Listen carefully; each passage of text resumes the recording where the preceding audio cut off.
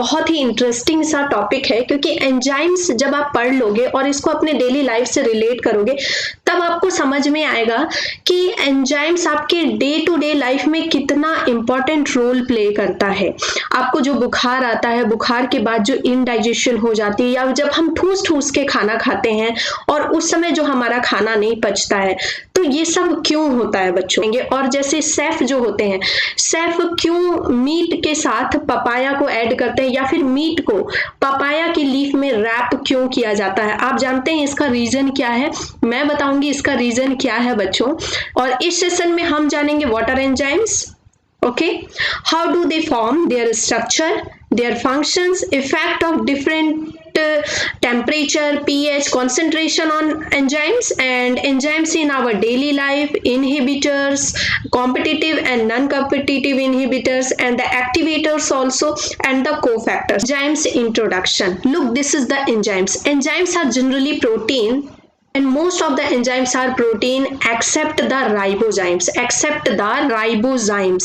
Ribozymes are the RNA, and enzymes are the biological catalyst. देखो बेटा, chemistry में जो रिएक्शन को फास्ट करता है उसको हम क्या बोलते हैं? कैटलिस्ट। बट बायोलॉजी में हम उसको क्या बोलते हैं? एंजाइम्स बोलते हैं, जो हमारे रिएक्शन को फास्ट करता है। तो इसके फंक्शन क्या होते हैं? एंजाइम्स के फंक्शन सेम होते हैं like the catalyst. They fasten our chemical reaction, they fasten our metabolism. Metabolism means catabolism और एनाबॉलिज्म। ओके, दोनों का मिक्सचर जो होता है वो मेटाबॉलिज्म। बहुत सारे फंक्शन हमारी बॉडी में चलते हैं, उन सारे रिएक्शंस को क्या बोलते हैं बेटा? मेटाबॉलिज्म बोलते हैं। तो एंजाइम क्या करता है? हमारे अंदर जितनी भी केमिकल रिएक्शन चल रही हैं उन सबको फास्ट कर देता है, बहुत ज्यादा तेज कर देता है। So don't you feel that the enzymes are like our teachers? Teachers क्या करते हैं? आपको हेल्प करते हैं ना किसी आपके एम तक पहुंचने में, without changing themselves. So like the enzymes, so what they do, they accelerate the reaction, they fasten the reaction, they help to convert the substrate into the product without changing themselves. They remain unchanged till the end. The teachers क्या कर रहे हैं? Teachers are like the helpers. ये आप हैं, okay, और इधर है आपकी सीट, नीट की सीट है, ठीक है, और आपको इतना चलना है तब जाकर के आपको नीट की सीट मिलेगी। लेकिन टीचर क्या करेंगे? टीचर आपको एक टनल प्रोवाइड करा देंगे और साथ में एक व्हीकल भी दे देंगे। ओके, तो आप फटाक से यहाँ पे पहुंच जाएंगे। तो इससे क्या होगी? आपकी इतनी जो एनर्जी लगने वाली थी वो बच जाएगी। आपको नहीं पता था कि वहां तक कैसे जाना है, तो टीचर ने क्या किया? आपको एक पाथ शो किया, टीचर ने आपको नोट्स प्रोवाइड किए, टीचर ने आपको बताया कि वहां तक कैसे पहुंचना है, कैसे आपको वो सीट मिलेगी। तो उन्होंने आपका रास्ता इजी कर दिया। बट जब आप यहाँ डॉक्टर बन जाओगे तो टीचर भी आपके साथ डॉक्टर नहीं बन जाएंगे, है ना? टीचर तो टीचर ही रहेंगे। फिर वो वेट करेंगे कि कोई और बच्चा आए उनके पास, फिर वो दूसरे किसी बच्चे को बेटा तैयार करेंगे। Okay, so the molecules upon which enzymes में act are called the substrate. बेटा सबस्ट्रेट क्या होता है? सबस्ट्रेट है, जैसे केमिस्ट्री में हम रिएक्टेंट पढ़ते हैं ना, तो वैसे ही बायोलॉजी में जो रिएक्टेंट्स होंगे वो होंगे सबस्ट्रेट, जो जाकर के एंजाइम के साथ रिएक्ट करेंगे, एंजाइम के साथ मिलेंगे, ठीक है। तो एंजाइम्स क्या है? Enzymes are the globular protein which the pouch like structure. कुछ डिप्रेशंस होते हैं जिनको हम, और पाउच लाइक स्ट्रक्चर होते हैं जिनको हम क्या बोलते हैं? एक्टिव साइट्स बोलते हैं बेटा। इसी एक्टिव साइट में आकर के सबस्ट्रेट अटैच हो जाते हैं एंड देन फिर प्रोडक्ट बनता है। ओके, और कुछ एंजाइम्स तो इतने ज्यादा रिएक्शन को फास्ट कर देते हैं कि वो मिलियंस टाइम्स फास्ट हो जाता है, like the OPD, that is orotidine 5 phosphate decarboxylase. ये क्या करता है? रिएक्शन को इतना ज्यादा फास्ट कर देता है कि अगर वो रिएक्शन उस समय नहीं होता, अगर वो एंजाइम उस समय नहीं होता, तो उस रिएक्शन को अगर होने में मिलियंस ऑफ ईयर्स लगते। तो सोचो इतना ज्यादा रिएक्शन को ये फास्ट कर देता है। एंड लाइक एक और जो रिएक्शन होता है जैसे पोटेशियम क्रोमेट। पोटेशियम क्रोमेट अपने आप बेटा कन्वर्ट हो जाता है पोटेशियम आयोडाइड में और वाटर में, ऑक्सीजन में, ठीक है, ऑक्सीजन रिलीज करता है, बट वो बहुत ही स्लो प्रोसेस है और बहुत ही ज्यादा उसमें टेम्परेचर की रिक्वायरमेंट होती है। बट जब हम उसमें मैग्नीशियम ऑक्साइड डाल देते हैं, एक कैटलिस्ट डाल देते हैं, तो वो रिएक्शन फटाफट हो जाता है। लाइक द सेम जैसे हमारी बॉडी में क्या होता है कि ग्लूकोज को कन्वर्ट करना है, फैट को कन्वर्ट करना है। इन जनरल अगर हम फैट को तोड़ना चाहें और ग्लूकोज को तोड़ना चाहें तो बहुत ही ज्यादा टाइम लगेगा और बहुत हाई टेम्परेचर लगेगा, लेकिन हमारी बॉडी में सिर्फ 37 डिग्री सेल्सियस में ये काम हो जाता है। How? Due to the presence of the enzymes. तो एंजाइम्स बहुत ज्यादा यूजफुल है और आगे इनकी गाथा हम गाते रहेंगे कि ये कैसे कैसे काम करते हैं। Okay, the features of the enzymes, they have an active site. Active site होता है जहां पर जाकर के सबस्ट्रेट हमारा अटैच होगा, ठीक है। Enzymes increase the reaction rate by lowering it's activation energy. Enzymes क्या करते हैं? एक्टिवेशन एनर्जी को लोअर कर देते हैं। जैसे मान लीजिए कि आपको सपोज कि आपको इतनी ज्यादा एनर्जी लग रही है, ठीक है, कहीं चढ़ने में, तो एंजाइम क्या करेंगे? आपकी एक्टिवेशन एनर्जी को कम कर देंगे। इतनी ज्यादा आपकी एक्टिवेशन एनर्जी को बेटा कम कर देते हैं, ठीक है, और रिएक्शन को इंक्रीज कर देते हैं। जितना कम एक्टिवेशन एनर्जी हो रहा है उतनी जल्दी आप प्रोडक्ट तक पहुंच पा रहे हैं, ठीक है। और एक्टिवेशन एनर्जी क्या होती है? Activation energy is the minimum energy required to start up the reaction. किसी भी रिएक्शन को स्टार्ट करने के लिए किसी एनर्जी की जरूरत होती है ना, तो एक तरह से ये थप्पड़ हो गए आपके पापा की, है ना, या फिर टीचर की डांट हो गई।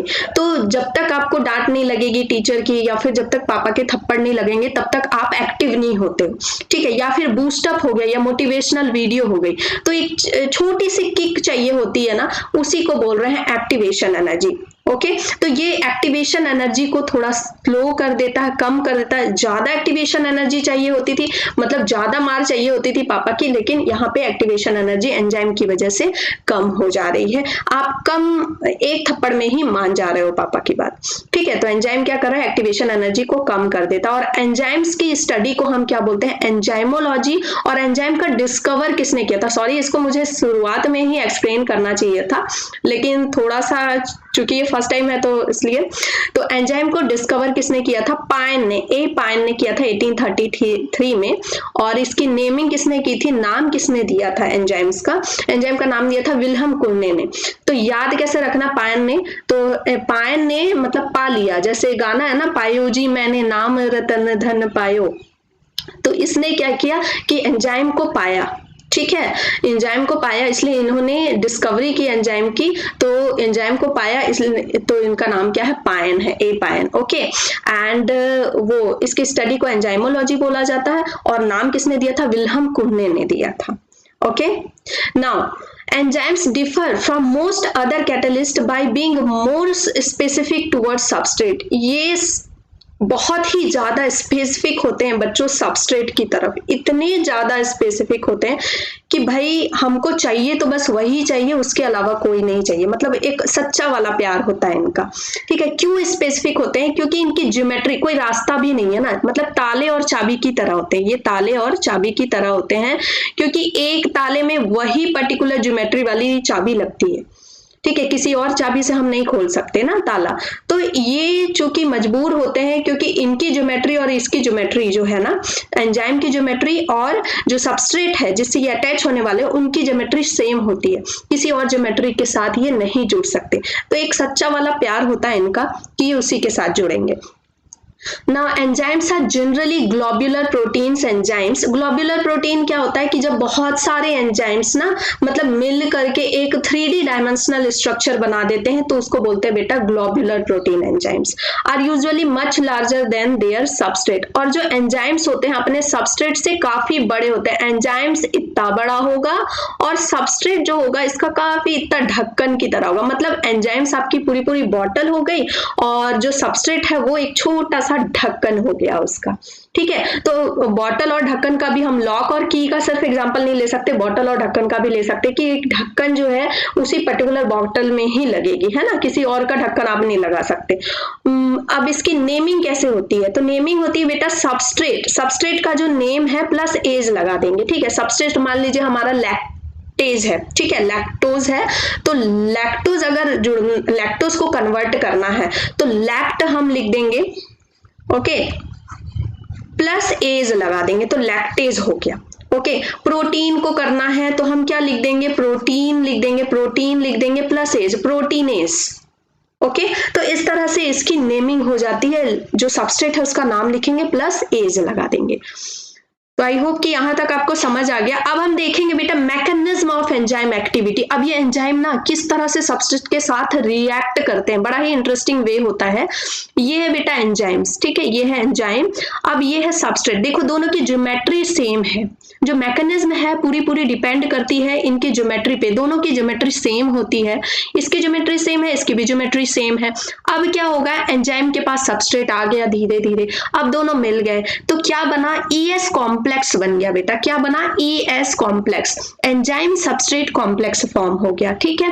अब क्या है, ये मिल गया, अब एंजाइम उस पर रिएक्शन देगा, केमिकल, दोनों में कोलिजन होगा, दोनों जो है केमिकल रिएक्शन होगा बीच में, तो अब क्या फॉर्म हो गया, एंजाइम प्रोडक्ट कॉम्प्लेक्स। ये जो बीच की लाइनिंग थी ये टूट गई, ये अटैचमेंट टूट गई, अब क्या है, दो प्रोडक्ट फॉर्म हो गया बेटा, दो प्रोडक्ट फॉर्म हो गया। Now both enzymes and product are free. अब ये भाई चला गया, अब एंजाइम किसकी वेट करेगा, फिर से दूसरे किसी सबस्ट्रेट की वेट करेगा कि आओ हमसे जुड़ो, हम तुमको कन्वर्ट करेंगे प्रोडक्ट में। Okay, now both the enzymes and the substrate possess specific complementary geometry shapes that fit exactly into one another. This is often referred to the lock and key model. बेटा इसी को lock and key model बोला जाता है कि particular geometry होती है, जिस तरह एक ताले के लिए एक ही चाबी होती है ना, तो उसी तरह से एक एंजाइम के लिए एक पर्टिकुलर सबस्ट्रेट होता है, और एंजाइम्स बड़ा होगा और ये सबस्ट्रेट छोटा होगा, ठीक है। तो enzyme catalyse involves molecular motion and the collision of the substrate with the active site. Active site में ही जाके मिलेगा, कहीं भी जाके अटैच नहीं हो जाएगा, ठीक है। ताले की चाबी को आप कहीं और से नहीं ना खोलोगे, उसके हैंडल वाले साइड से नहीं खोलोगे, नीचे से नहीं खोलोगे, जहां उसको जाना है वहीं एंटर करवाओगे। ओके, तो क्या उसमें होगा, एंजाइम मिलेगा, एंजाइम ES कॉम्प्लेक्स बनाएगा, देन EP कॉम्प्लेक्स बनाएगा, एंड देन फिर एंजाइम और प्रोडक्ट दोनों फ्री हो जाएंगे। Okay, Now, how does the temperature affects the enzyme activity? बेटा एंजाइम की एक्टिविटी टेम्परेचर से, pH से, कॉन्सेंट्रेशन ऑफ द सबस्ट्रेट से अफेक्टेड होती है, और इन सबको हम एंजाइमेटिक काइनेटिक्स भी बोलते हैं। ओके, तो देखते हैं टेम्परेचर से बेटा कैसे अफेक्टेड होती है। टेम्परेचर का हाल ये है कि जब टेम्परेचर हम बढ़ाते हैं, ठीक है, जब हम टेम्परेचर बढ़ा रहे हैं तो काइनेटिक एनर्जी, जो मॉलिक्यूल्स हैं वो काइनेटिक एनर्जी गेन कर लेते हैं और बहुत ही ज्यादा फास्ट हो जाते हैं, वाह हुर्रे, है ना। तो एंजाइमेटिक एक्टिविटी उस समय बढ़ जाती है, लेकिन एक सडन टेम्परेचर के बाद फिर एंजाइमेटिक जो एक्टिविटी कम हो जाती है, एकदम लो हो जाती है, कभी कभी तो एंजाइम डिनेचर हो जाता है। बेटा यही सेम थिंग होता है आपके फीवर के टाइम पे, फीवर के टाइम पे बेटा यही सेम थिंग होता है। क्या होता है, जब भी कोई एंटीजन हमारी बॉडी में आता है तो हमारी बॉडी जो है उससे फाइट करती है और टेम्परेचर बढ़ाती, तो टेम्परेचर बढ़ने की वजह से जो हमारा एंटीजन है वो सर्वाइव नहीं कर पाता, तो उसको मारने के लिए हमारा जो है, इसलिए फीवर को बोला जाता है ना नेसेसरी इविल, कि अच्छा है फीवर आना, अच्छा होता है, लेकिन एक सर्टेन टेम्परेचर तक, अगर उससे ज्यादा बेटा फीवर आपका हो रहा है, इसका मतलब कि फिर वो आपके एंजाइम्स को डिनेचर कर देगा, ठीक है। एक सर्टेन टाइम से ज्यादा अगर फीवर 2-3 दिन, 4 दिन, 5 दिन फीवर अगर रहने लगा और हाई फीवर रह रहा है, तो फिर क्या होगा, आपके एंजाइम्स डिनेचर हो जाएंगे। इसीलिए फीवर के टाइम पे आपने देखा होगा, गौर किया होगा कि आपको क्या होता है कि उस समय भूख नहीं लगती है, इनडाइजेशन के हो जाता है, क्योंकि उस समय जो एंजाइम्स होते हैं, कुछ एंजाइम्स तो लाइफ लॉन्ग के लिए डिनेचर हो जाते हैं और कुछ एंजाइम बहुत ही ज्यादा सुस्त हो जाते हैं, इनएक्टिव हो जाते हैं, तो उस समय जो भी खा रहे हैं ना वो डाइजेस्ट नहीं होता है अच्छे से। एक तो खाने की इच्छा भी नहीं होती, क्योंकि जो खाना खाया है वही रखा हुआ है, वही डाइजेस्ट नहीं हो रहा है, क्योंकि एंजाइम्स ही तो डाइजेशन को फास्ट करते हैं ना। अगर एंजाइम्स नहीं होते तो हमको ना मतलब बहुत दिन लगता डाइजेशन करने में, एक छोटा सा डाइजेशन करने में बहुत टाइम लगता। ओके, तो ये एंजाइम्स उस समय डिनेचर्ड हो जाते हैं और बहुत ही ज्यादा, जैसे आपने देखा होगा एग को, ठीक है, तो एग को जब हम टेम्परेचर देते हैं, घोला हुआ एग को जब हम टेम्परेचर देते हैं तो कैसा सॉलिडिफाई हो जाता है, प्रेसिपिटेट टाइप का फॉर्म होकर देता है, ठीक है, वो डिनेचर्ड हो जाता है, that is known as the enzyme is denatured. उसका जो ग्लोब्यूलर स्ट्रक्चर है ना बेटा, जो स्ट्रक्चर है वो ब्रेक हो जाता है, ठीक है, वो पूरा ब्रेक हो जाता है उसका। और एंजाइम्स जो है बहुत सारे अमाइनो एसिड्स के मिल करके ना, प्रोटीन है ना एक तरह का, तो बहुत सारे अमाइनो एसिड्स से मिल करके बना, तो वो सारे जो चेन्स है ना वो ब्रेक हो जाते हैं, तो वो डिनेचर्ड हो जाता है एक तरह से। ओके, तो हमने क्या समझा कि एक ऑप्टिमम टेम्परेचर तक तो एंजाइम की टेम्परेचर बढ़ाने से बहुत अच्छा रहता है, ठीक है। उसके बाद फिर ये लो हो जाएगा, इसकी एक्टिविटी लो हो जाएगी। बहुत ज्यादा हाई अगर जाता है, इससे ज्यादा हाई ये नहीं जा सकता। अगर हाई जाता है तो फिर एंजाइम आपका डिनेचर हो जाएगा। बट कुछ बैक्टीरियाज होते हैं बेटा, जिसको थर्मोफिलिक बैक्टीरियाज बोलते हैं, वो 80 डिग्री सेल्सियस में भी सरवाइव कर जाते हैं। वो जो वल्केनोज में प्रेजेंट होते हैं या फिर हॉट वाटर स्प्रिंग में जो प्रेजेंट होते हैं, उनको कोई फर्क नहीं पड़ता, वो हॉट वाटर में ही अच्छे से रहते हैं, ठीक है। नाउ देखते हैं how does the different pH affects the enzymatic activity.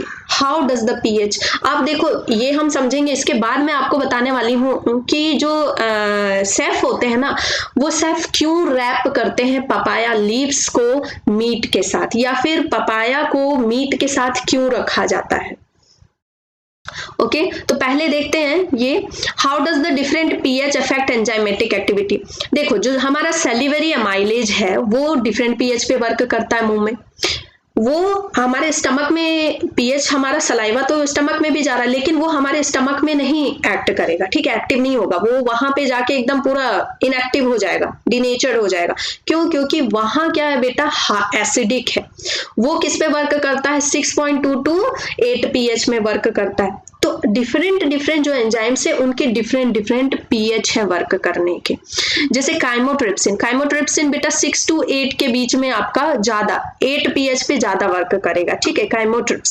Trypsin जो है इसको एक्टिव करता है ना, काइमोट्रिप्सिन काइमोट्रिप्सिन क्या करता है, आपके प्रोटीन को डाइजेस्ट करने में हेल्प करता। यही पेप्सिन भी प्रोटीन को डाइजेस्ट करने में हेल्प करता। दोनों ही प्रोटीन को डाइजेस्ट करने में हेल्प करते हैं, ठीक है। ऐसे ही कार्बोक्सीडिहाइड्रोजिनेज, ये लोग सब जो है प्रोटीन को डाइजेस्ट करने में हेल्प करते हैं, लेकिन डिफरेंट पीएच पे। पेप्सिन को चाहिए एकदम हाई एसिडिक पीएच, जो कि स्टमक में इसको मिलता है 2 pH, ठीक है। और यहाँ काइमोट्रिप्सिन को चाहिए भाई लो पीएच, जो कि इसको मिलता है इंटेस्टाइन। ओके, तो डिफरेंट पीएच में डिफरेंट एंजाइम्स वर्क करते हैं। एक होता है, एक ऑप्टिमम पीएच होता है जो कि 6 to 10 माना जाता है कि इस पीएच पे मोस्टली एंजाइम्स वर्क करते हैं। लेकिन कुछ एंजाइम्स जो है एसिडिक पीएच पे भी वर्क करते हैं, लेकिन मोस्टली एंजाइम 6 to 10 पीएच में वर्क करते हैं। Okay, now the effects of the substrate concentration on enzymes। ये बहुत ही मजेदार बात है और इसको मजेदार तरीके से ही समझेंगे। अब ये जो ग्राफ है, ये ग्राफ एग्जाम में आता है बच्चों, Km, इसमें जो Km है इसको काइनेटिक्स बोला जाता है, ठीक है। वेलोसिटी ऑफ द रिएक्शन, मतलब जो रिएक्शन हो रही है, जो एंजाइम की जो एक्टिविटी वो कितनी फास्ट है, speed of the enzymes. Okay, speed of the enzymes इधर पता चल रहा है हमको, और इधर है सबस्ट्रेट, हम कितना सबस्ट्रेट डाल रहे हैं, ठीक है। इधर ये देखिए क्या है, सबस्ट्रेट, तो Km इक्वल टू सबस्ट्रेट, हम कितना ज्यादा सबस्ट्रेट डाल रहे हैं। तो इधर हम जितना ज्यादा सबस्ट्रेट डालते जाएंगे वो एंजाइम की एफिनिटी टुवर्ड्स द सबस्ट्रेट कम होती जाएगी। ये कैसे समझेंगे हम, इसमें बेटा ये Km क्या है, Km is the Michaelis Menten constant. Michaelis Menten constant बोला जाता है इसको। जितनी ज्यादा Km की वैल्यू बढ़ेगी उतना ही कम एफिनिटी हो जाएगा एंजाइम्स का टुवर्ड्स द सबस्ट्रेट, ठीक है। कैसे, जैसे यहाँ पे क्या है, बहुत सारे एंजाइम्स है, यहाँ बहुत सारे एंजाइम्स है बेटा, बहुत सारे एंजाइम्स है। और आपका सबस्ट्रेट, आपने थोड़ा सा खाना खाया है, अभी 2-3 कोर खाया है, ठीक है, तो बहुत ज्यादा एफिनिटी है भाई, आ जाओ, ठीक है। फिर यहाँ पे क्या है, एंजाइम्स है, फिर यहाँ पे एफिनिटी है, यहाँ पे सबस्ट्रेट है। तो ये लोग अभी यहाँ 6 है और यहाँ अभी भी 5 ही है, ठीक है। तो यहाँ पे भी एफिनिटी है प्रेजेंट। अब यहाँ पे क्या है कि एंजाइम्स प्रेजेंट है, ठीक है। एंजाइम्स 7-8 एंजाइम्स है, उतने ही आपके ये मैंने बना दिया उससे ज्यादा सबस्ट्रेट। अब क्या होगा कि भाई अब जितने भी एंजाइम्स थे बेटा वो सारे सबस्ट्रेट के साथ फिल हो गए। जितने एंजाइम्स थे, मान लो 7 एंजाइम्स थे और 7 सबस्ट्रेट, वो सारे फिल हो गए। सातों एंजाइम 7 सबस्ट्रेट के साथ बच्चों फिल हो गए, लेकिन अभी भी सबस्ट्रेट बचा हुआ। क्यों? क्योंकि तुमने ठूस ठूस के खाना खाया हुआ है। जितना तुमने प्रोटीन लिया था, वो सारे प्रोटीन लिया था चाहे फैट लिया था, उन सारे प्रोटीन को और फैट को इस एंजाइम ने अपने साथ ऑलरेडी बाइंड कर लिया अपने एक्टिव साइट में, लेकिन फिर भी एक्स्ट्रा कुछ फैट्स बच गए। अब ये क्या होगा? अब ये तो पचेगा नहीं क्योंकि एंजाइम इनको ब्रेक नहीं करेगा। तो ये सारे जो आपके खाए हुए मटेरियल है ना बेटा, ये इनडाइजेस्टेड हो जाएंगे और ये बर्बाद हो जाएंगे, ये इजेक्ट हो जाएंगे। By the process of ejection ये निकल जाएंगे आपकी बॉडी से। ठीक है, तो यहां जितना ज्यादा बेटा KM हो जाएगा, जितना ज्यादा KM हो जाएगा उतनी कम एफिनिटी हो जाएगी एंजाइम्स की कॉन्सेंट्रेशन ऑफ द सबस्ट्रेट की तरफ। ठीक है, एंजाइम जितना ज्यादा यहाँ कम होगा, जितना कम प्यार मिलता है उतना ही ज्यादा चाहत होती है ना। अब ज्यादा मिल रहा है, ओवर ज्यादा मिल रहा है, ठीक है, पॉजिटिव हो गया बंदा, बहुत ज्यादा मिल रहा है, तो लगता नहीं कि नहीं भाई अब कोई प्यार व्यार नहीं है। ठीक है, तो उतनी कम एफिनिटी। जितना ज्यादा प्यार मिल रहा है, जितना ज्यादा टाइम मिल रहा है, जितना ज्यादा प्यार मिल रहा है, जितना ज्यादा लाड प्यार माँ बाप से मिल रहा है, उतनी फिर एफिनिटी कम। अब कम मिल रहा है तो ललायत है कि भाई और थोड़ा सा टाइम मिल जाए, और थोड़ा सा टाइम मिल जाए। ठीक है, तो अब समझ में आ गया कि जितना कम सबस्ट्रेट होगा, जितना कम कॉन्सेंट्रेट होगा सबस्ट्रेट का, उतनी ज्यादा एफिनिटी होगी, उतना ज्यादा प्यार होगा। ठीक है, यहाँ कम टाइम दे रहा है तो ज्यादा प्यार है, यहाँ बहुत ज्यादा टाइम दिन भर चिपके हुए हैं तो यहाँ एफिनिटी कम हो गई। ठीक है, तो अगर क्वेश्चन आता है तो क्या लिखना है? जितना ज्यादा KM उतनी कम affinity towards each other. Okay, now classification of the enzymes.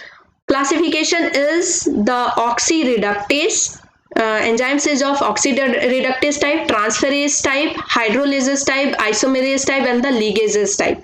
Oxidoreductase as the name, so इसमें oxidation reduction reaction होगा बेटा। transferase इसमें क्या होगा कि जो केमिकल ग्रुप्स है एक कंपाउंड से दूसरे कंपाउंड में ट्रांसफर होगा। ठीक है, ग्रुप का ट्रांसफर हो जाएगा। हाइड्रोलिसिस एंजाइम, इसमें हाइड्रोलाइसिस ऑफ बॉन्ड होगा। हाइड्रोलाइसिस ऑफ बॉन्ड मतलब ब्रेकिंग ऑफ द बॉन्ड। ठीक है, कंडेंसेशन मतलब ज्वाइनिंग, हाइड्रोलाइसिस मतलब ब्रेकिंग।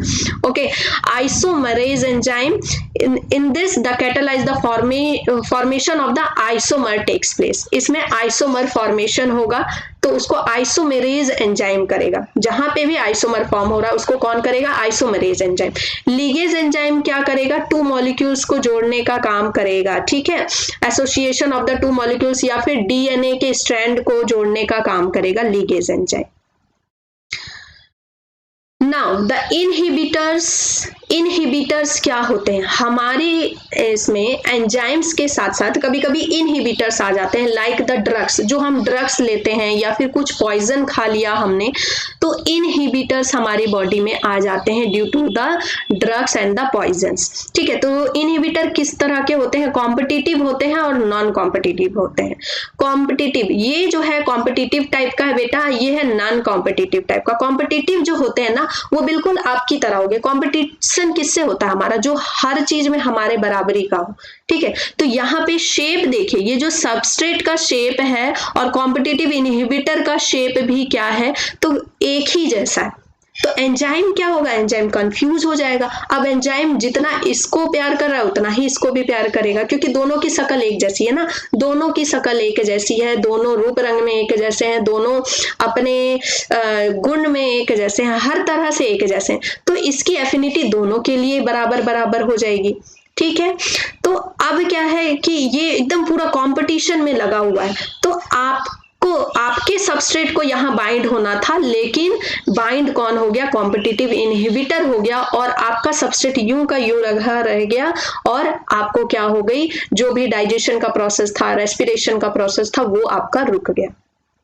ठीक है, वो अफेक्टेड हो गया। लेकिन हमेशा इनहिबिटर खराब नहीं होते हैं। समटाइम्स जब हमको बैक्टीरिया वगैरह अटैक करते हैं तो ये क्या करते हैं, जो हम ड्रग्स लेते हैं ना उसमें कुछ एंजाइम्स होते हैं, तो वो ड्रग्स क्या करते हैं बेटा कि एंजाइम्स के साथ वो जाके रिएक्ट कर जाते हैं। ठीक है, एंजाइम्स को क्या पता, जो कॉम्पिटिटिव इनहिबिटर होते हैं कई बार अच्छे होते हैं, क्योंकि एंजाइम्स के बैक्टीरिया के साथ वो जाके रिएक्ट कर जाते हैं और आपका सेल और टिश्यू जो है वो बच जाता है। ओके, या फिर इसको इस तरह से ले सकते हैं कि ये कॉम्पिटिटिव एग्जाम है, इसमें सीट है और 2 बच्चे हैं, तो और दोनों एकदम एक टक्कर के हैं, तो दोनों के लिए ये सीट बराबर का है। ठीक है, तो जिसने भी ऑक्यूपाई कर लिया ये सीट उसकी हो गई। And non competitive inhibitor, non competitive inhibitor उस तरह के हो गए जैसे चलो मेडिकल नहीं हुआ तो फार्मेसी ले लेते हैं। ठीक है, आपका तो साइट, आपका तो जगह पक्का है, ठीक है, आपका मेडिकल का सीट पक्का है, लेकिन इनहिबिटर क्या हो गया कि चलो मेडिकल में नहीं हुआ तो फार्मेसी ले लेते हैं, बायोटेक्नोलॉजी ले लेते हैं, तो ये साइड से इधर जुड़ जाते हैं। ओके बेटा, now the cofactors, coenzyme, prosthetic group. क्या होता है cofactors, coenzymes and the prosthetic group बेटा? उससे पहले मैं आपको बताऊंगी, जो अभी मैं आपको बताने वाली थी कि जो शेफ होते हैं वो रैप क्यों करते हैं पपाया लीव्स को और पपाया के साथ मीट को क्यों बनाते हैं बेटा? जो पपाया होता है और पपाया लीफ होते हैं उसमें एंजाइम होती है पेपेइन, ओके, और प्रोटीएज एंजाइम होता है। ठीक है, तो पपाया प्रोटीएज होता है या फिर पेपेइन एंजाइम उसको बोलते हैं। वो क्या करता है बेटा, वो आपके सॉरी डिस्टर्ब हो गया। ओके, वो जो पेपेइन एंजाइम है वो क्या करता है, मीट को टेंडराइज करने का काम करता है। वो मीट को टेंडराइज कर देता है, एकदम सॉफ्ट बना देता है। ठीक है, वो मीट के जो फाइबर्स है ना उनको सॉफ्ट बना देता है, उनमें जो कोलेजन पाए जा रहे हैं, उनके जो टिश्यू में जो कोलेजन पाए जा रहे हैं उनको सॉफ्ट कर देता है, उनको टेंडराइज कर देता है और मीट जल्दी पक जाता है। तो जो शेफ होते हैं वो अगर मीट को जल्दी पकाना है, जल्दी जल्दी ऑर्डर दिया जाता है ना, तो जल्दी जल्दी पकाना है तो वो क्या करते हैं, पपाया को ऐड कर देते हैं जब मैरिनेट करते हैं, या फिर उसको पपाया लीफ से रैप कर देते हैं। Okay, now the cofactors, cofactors, coenzyme, prosthetic group क्या होता है बेटा? जो एंजाइम्स है ना उसको वर्क करने के लिए किसी एक साथ की भी जरूरत होती है। एंजाइम्स अकेला कितना काम करेगा, है ना, तो एंजाइम को वर्क करने के लिए किसी एक हल्की सी बूस्टअप की जरूरत होती है, उसी को बोलते हैं बेटा हम कोफैक्टर्स। कोफैक्टर्स प्रोटीन सब्सटेंस नहीं होते हैं, एंजाइम हमारा पूरा प्रोटीन का होता है। कोफैक्टर्स बेटा नॉन प्रोटीन सब्सटेंस होते हैं और मेटल आयंस होते हैं with low molecular weight, with LMW, that is low molecular weights, and that associate with enzymes, वो एसोसिएट कर जाते हैं एंजाइम्स के साथ। And a cofactor is essential for the functioning of the enzyme. It is very very essential for the functioning of the enzyme. An enzyme without a cofactor is apoenzymes. अब देखो ये enzyme है, ठीक है, ये हो गया बेटा इसका एक्टिव साइट और ये हो गया इसका ये साइट। ठीक है, this is the active site, active site हो गया और मैंने यहाँ पे क्या बना दिया, इसका कोफैक्टर साइट। ठीक है, यहाँ पे ये कोफैक्टर अटैच रहेगा, ये कहीं पे भी अटैच हो सकता है, इधर भी मैं बना सकती थी, मैंने यहाँ पे बना दिया। ठीक है, अगर कोफैक्टर नहीं है तो इसको हम क्या बोलेंगे बेटा, एपो एंजाइम। अगर कोफैक्टर साथ में है then it is known as holoenzyme, holoenzyme. याद रहेगा बेटा, होलो एंजाइम है जब कोफैक्टर साथ है, और एपो एंजाइम कब है, वो जब कोफैक्टर साथ नहीं है। ठीक है, एपो मतलब अलोन, अलोन है वो, अलोन कब है, एपो, एपो का मतलब नहीं होता अलोन, मतलब एपो से रिलेट कर सकते हैं, A for apo, A for alone. तो एपो का मतलब है जब एपो लिखा है इसका मतलब कोफैक्टर नहीं है, ये याद रखना है। जब एपो लिखा है इसका मतलब कोफैक्टर नहीं है, वो एंजाइम अलोन है बेटा, वो एंजाइम अलोन है। और जब कोफैक्टर के साथ होगा तो इसका मतलब वो एंजाइम को होलो एंजाइम है।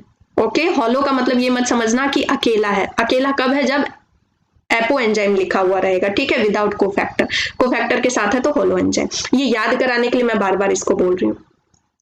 Now the prosthetic group, prosthetic group, ये 3 तरह के होते हैं बेटा, प्रोस्थेटिक ग्रुप और the coenzyme and the metal ion. Cofactor जो है वो 3 तरह के होते हैं, prosthetic group, coenzyme and metal ion. ठीक है। प्रोस्थेटिक ग्रुप क्या होता है, बहुत ही पॉजिटिव टाइप का होता है। प्रोस्थेटिक ग्रुप बहुत ही पॉजिटिव टाइप का होता है, जैसे कि भाई कुछ भी हो जाए हम तुम्हारा साथ नहीं छोड़ेंगे, उस टाइप के फ्रेंड्स होते हैं। ठीक है, प्रोस्थेटिक ग्रुप उस टाइप की दोस्ती यारी वाले ग्रुप्स होते हैं। प्रोस्थेटिक से याद रखना पॉजिटिव, बहुत ज्यादा पॉजिटिव, इतना ज्यादा पॉजिटिव कि मन उग जाए उससे। ठीक है, सो इसका एग्जांपल क्या हो जाएगा, हीम ग्रुप और the FAD.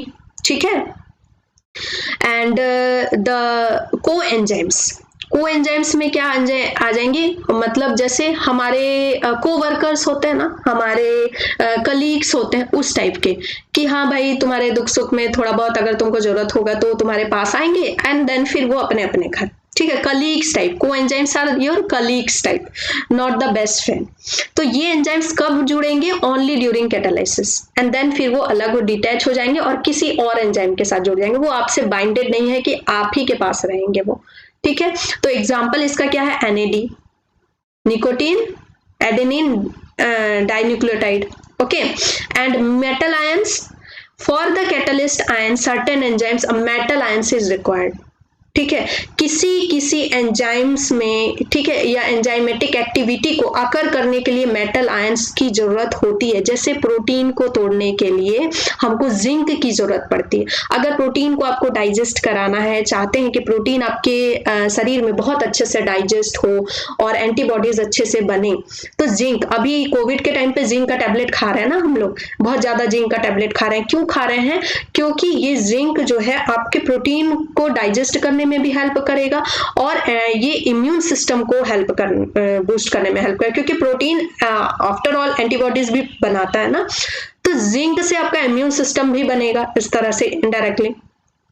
And zinc is also use in carbonic anhydride, carboxy peptidase, इसको भी फंक्शन करवाने के लिए, कार्बोक्सी पेप्टाइडेज जो कि प्रोटीन को तोड़ता है बेटा, इसको भी फंक्शन कराने के लिए जिंक की जरूरत होती है। जिंक के बिना ये काम नहीं करता है। ठीक है, कार्बोनिक एनहाइड्रेज, इसको भी जिंक की जरूरत है। डीएनए पॉलीमरेज, इसको भी जिंक की जरूरत है। मतलब जिंक जो है बहुत डिमांड में, जिंक की जरूरत बहुत लोगों को है, तो जिंक हमको प्रॉपर अमाउंट में खाना चाहिए, और स्पेशली जब हम बीमार पड़ते हैं तो जिंक जरूर लेना चाहिए।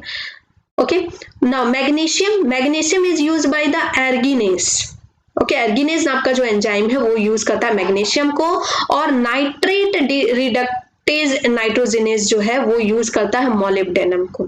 एनआरएन जो है वो यूज करता है किसको, मोलिब्डेनम। बेटा इन सब से क्वेश्चन आते हैं। These all topics what ever I am teaching is very very important, और मैंने लगभग क्या मोस्टली और सब कुछ मैंने ऑलमोस्ट एंजाइम्स में कवर कर दिया। ओके, सो एंजाइम्स के बारे में हमने क्या समझा कि बहुत ही इंपॉर्टेंट है ये एंजाइम्स। ये प्रोटीन होते हैं, ग्लोबुलर प्रोटीन होते हैं। इनके फीचर्स क्या है, बहुत ही स्पेसिफिक है towards the substrate, and lock and की मेथड की तरह ये जुड़ते हैं। एंजाइम के स्टडी को हम एंजाइमोलॉजी बोलते हैं, और जो एंजाइम्स की जो डिस्कवरी है वो पायन ने की थी, एंड डेक्टेज एंजाइम सबसे पहले उन्होंने देखा था, एंड देन इसकी नेमिंग किसने की थी, विल्हम कोहने ने की थी इसकी नेमिंग। और ये एंजाइम्स जो है मिलियंस टाइम फास्टर कर देते हैं रिएक्शन को। अगर एंजाइम्स नहीं होते तो हमारे जितना भी डाइजेशन हो रहा है बेटा, और रेस्पिरेशन हो रहा है, जितनी प्रोसेस चल रही है ना, कैटाबॉलिक एनाबॉलिक, ये सारी प्रोसेस बहुत लो हो जाती। और नेचर में भी जितनी प्रोसेसेस चल रही हैं, तो ये एंजाइम्स नहीं होते तो ये सारी प्रोसेस लो हो जाती, बहुत ही स्लो हो जाती। और ये एंजाइम्स क्या करते हैं कि एक जो हाई टेम्परेचर की जो नीड होती है ना, उसको भी कम कर देते हैं। ओके, तो ये क्या कर रहे हैं एक्चुअली, हमारी जो एक्टिवेशन एनर्जी है उसको लो कर देते हैं और केमिकल रिएक्शन को बहुत ज्यादा फास्ट कर देते हैं। So we must thanks to our enzyme, we must thanks to our enzyme कि ये इतना ज्यादा इंपॉर्टेंट रोल प्ले करते हैं, और most of the people don't know about the enzyme कि एंजाइम कितने इंपॉर्टेंट है। और हम लोगों को बहुत ज्यादा गर्म खाना नहीं खाना चाहिए, बहुत ज्यादा ठंडा खाना नहीं खाना चाहिए, बहुत ज्यादा एसिडिक खाना नहीं खाना चाहिए। क्यों, क्योंकि ये बेचारे डिनेचर्ड हो जाते हैं, हमको इनका टेक केयर करना चाहिए। बहुत ज्यादा गर्म खाना खाएंगे तो एंजाइम्स हमारे क्या होंगे, मर जाएंगे, डिनेचर्ड हो जाएंगे। फिर हम बोलेंगे कि भाई हमको तो टेस्ट नहीं नहीं आ रहा, हमको तो स्मेल नहीं आ रहा, हमको तो ये हमारा पच नहीं रहा। आपको पता है कि जो लैक्टोज जो होता है शुगर, बहुत लोग लैक्टोज शुगर को पचा नहीं पाते, मिल्क के लैक्टोज शुगर को, देन उनको ना मतलब ये लैक्टोज शुगर के बिना वाला मिल्क दिया जाता है, उनके लिए मिल्क अलग से बनता है फैक्ट्री में। तो वो क्यों नहीं पचा पाते? क्योंकि उनके अंदर लैक्टेज एंजाइम नहीं होता है या डिनेचर्ड हो गया होता, तो वो दूध को पचा नहीं पाते लैक्टोज शुगर वाले। ठीक है, शुगर मिल्क में क्या होता है, लैक्टोज शुगर होता है ना, तो नहीं पचा पाते। क्यों? क्योंकि उनमें लैक्टेज एंजाइम नहीं होता है, और ये स्पेशली देखा जाता है थाईलैंड के लोगों में। Okay beta, now it's our quiz time. The general mechanism is that an enzyme acts by, किस मैकेनिज्म से एंजाइम एक्ट करता है? Reducing the activation energy, increasing the activation energy, decreasing the pH value और increasing the pH value. We all know the answer. It decrease the activation energy and increase the chemical reaction. Okay, so the answer will be A. Okay, now which of the following is produced with the combination of apoenzymes and coenzymes? Okay, क्या produce होता है apoenzyme और coenzyme को मिलाने से? क्या produce होता है बेटा?